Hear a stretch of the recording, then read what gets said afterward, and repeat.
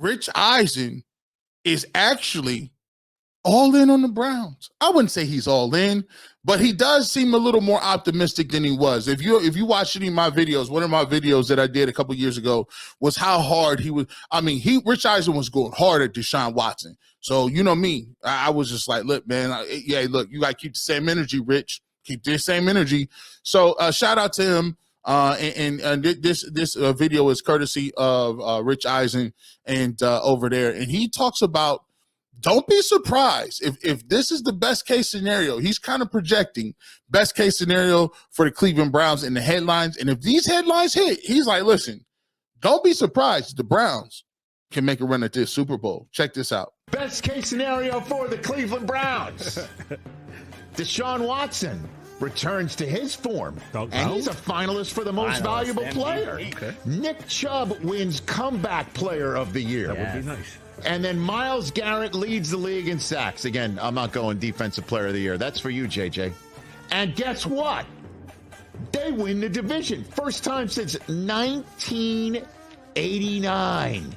They win their division. The number. And they're the ones who eliminate the Chiefs. And Deshaun Watson, let's say he goes up by like 24, holds on to that lead in Arrowhead, and wins the Super Bowl. Oh, my. The Browns get their Super Bowl. Wow. Down to Armageddon. I'm telling you, you think the Browns can win the Super Bowl this year as a best case scenario, you got to check yourself. Wow. Look, he's standing on business. Now, look, he told you, don't be laughing. See, it's a lot of dudes out there, and this is what happens sometimes, and I get it. The national media is not watching every single team out there. They're watching the top 3 or 4 stories, taking a look at the Cowboys, the 49ers, the New York teams, the LA teams, things like that. They're not paying attention to the Browns all that much. So there are some people that would laugh and joke it off and say, I said Browns being the Browns. But if you look at his scenario that he laid out there, and he says, if Deshaun Watson is a MVP finalist in 2023. Well, let me take a look at who was finalists for the MVP in 2023. Lamar Jackson, who ended up winning the MVP again. 3,678 passing yards, 24 touchdowns, 7 interceptions, 821 rushing yards, 5 TDs.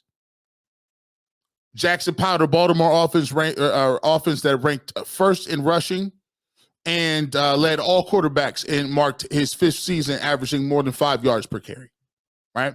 Josh Allen, 4,306 passing yards, 29 touchdowns, 18 interceptions, 69.6 QBR rating, 524 yards rushing, 15 touchdowns on the ground. Who else? Dak Prescott, 4,500 yards passing, 36 touchdowns, only 9 interceptions, 72.7 QBR, 242 rushing yards, 2 touchdowns on the ground. Brock Purdy, 4,280 passing yards, 31 touchdowns, 11 interceptions, 72.7 QBR, 144 rushing yards, and 2 TDs. Now, if Deshaun Watson is a finalist, if you're doing the math right there, you're looking at somewhere about 4,000 some odd yards, somewhere above 30 touchdowns, and under 15 interceptions. You also looking about somewhere about 300 to 400 yards rushing, and maybe 6 or 7 touchdowns on the ground. If that is the MVP type season, and if they get that from Deshaun Watson, y'all in trouble. Y'all, if you get that from Deshaun Watson, you are in trouble. Because you know what? The Browns defense is going to do their thing. They're going to do what it make it do. Don't get it twisted. He also said Myles Garrett leads the league in sacks, right? Let's take a look at that. NFL sack leaders. Let's go ahead and look this up really quick. NFL sack leaders. Let's look at it. Pro Football Focus. Let's per year. Let's look at it. Who did that? NFL sack leaders year by year.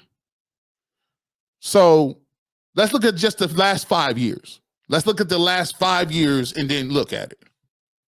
In 2018, Aaron Donald had 20 and a half sacks. 2019, Shaquille Barrett had 19 and a half sacks. 2020, TJ Watt had 15.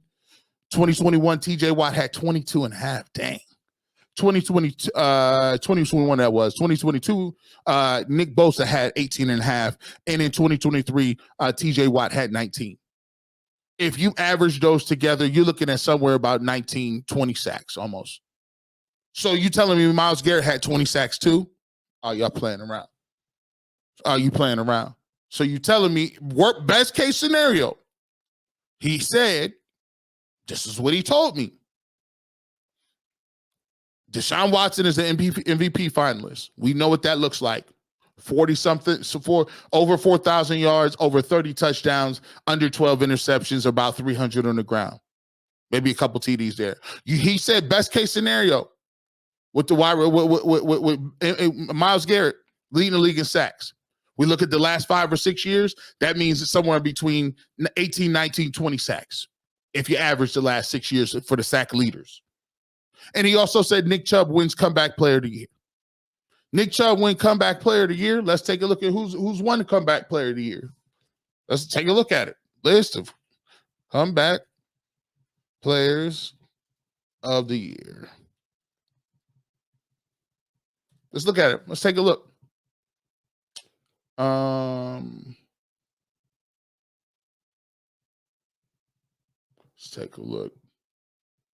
You wouldn't give it to me. Oh, here we go.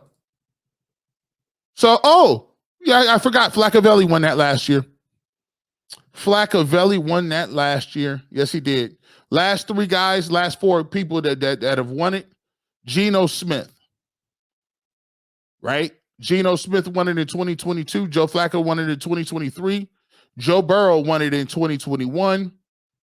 Alex Smith, 2020. Ryan Tannehill, 2019. These are all quarterbacks. In order for him to win comeback player of the year, he's going to have over 1,000 yards. I would say 1,000 yards. Some would say probably 9 or 10 touchdowns to be comeback player of the year. If he gets over 1,000 yards and Nick Chubb has come back off injury, that tells me a lot. That tells me that the Cleveland Browns are running the football effectively. Nick Chubb is balling, and the offensive line is intact. So if you telling me he's getting that because the comeback player of the year usually goes to a running back, the last time a running back won comeback player of the year was when?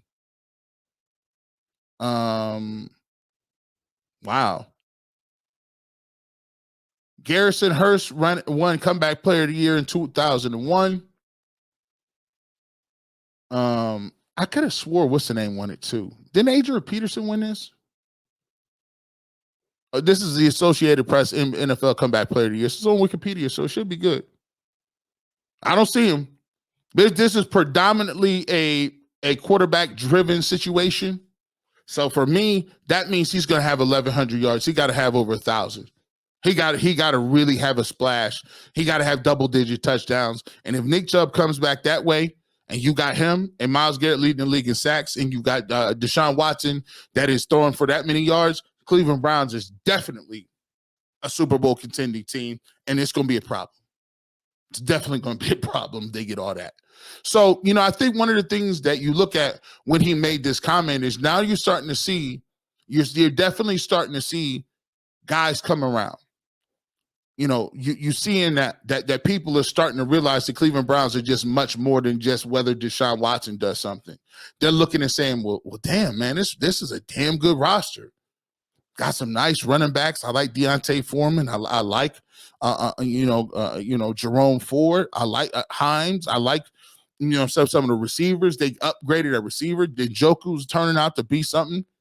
Solid offensive line. The defense, you know what it is. Now people are starting to, now you see it's starting to turn over these talking points because now they're actually looking at the paper and they're like, listen, man, I'm looking at this paper, this depth chart, and there ain't no holes. There's no holes to be had in this depth chart. There's just not.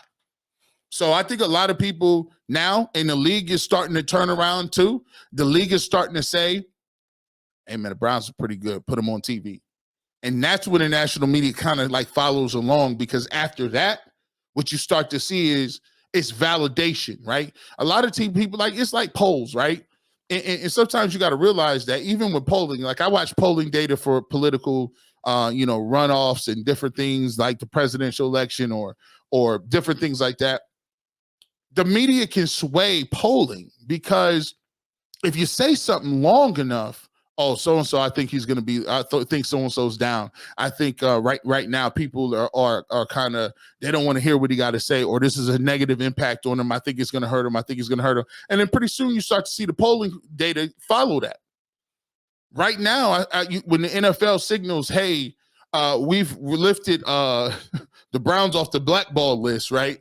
And they announced that by the Cowboys game, putting it on in the 4:30 game, then people will start coming around. They do a lot of virtue signaling that way. If you end up with 6 or 7 primetime games, all of a sudden you're not that bad anymore because the league is putting you on for a reason. Remember that, boys and girls.